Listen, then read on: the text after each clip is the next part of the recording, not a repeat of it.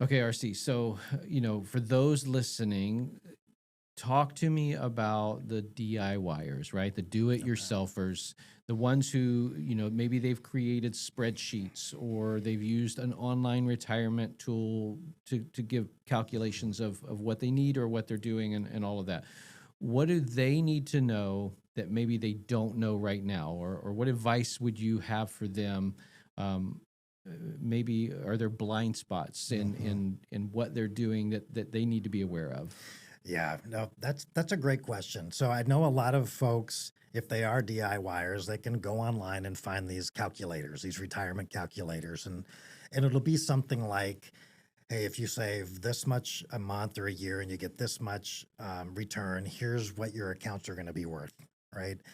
And there are some blind spots with these, but the most important thing is understanding what question can these calculators answer, and maybe even more importantly, what questions are they not answering? I'll give you an example. These calculators that are just going to spit out like a spreadsheet version of you're putting in this much and you get this much return, over a year. Here's the question that can answer. It can tell you, am I going the right direction? Right? Am I saving enough that my accounts are growing?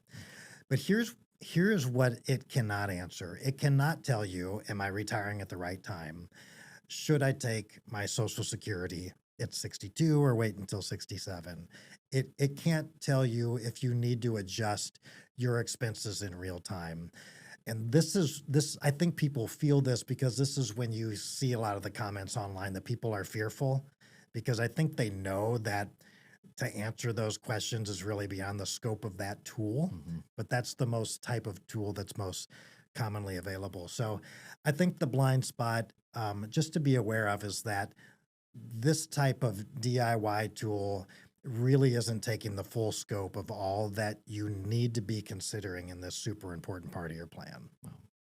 Well, just a real practical question. How do I know if I have enough money to retire? Because, I see on these comments on group retirement boards that would just Mhm. say, just do it. I mean, just Yeah. just go for it. You're going to figure out the money.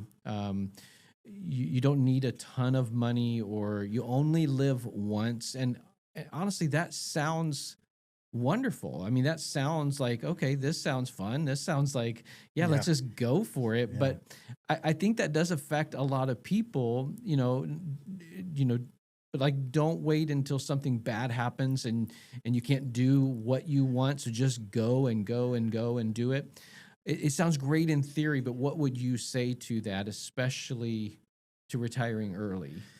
Yeah, this goes a little bit back to our conversation, even in the short game. But if you're looking for your financial advice from the internet, the boards that are out there, um, I would give you caution to that, right? Because they don't know you. They don't know enough about you to actually give you advice on what choices you need to make.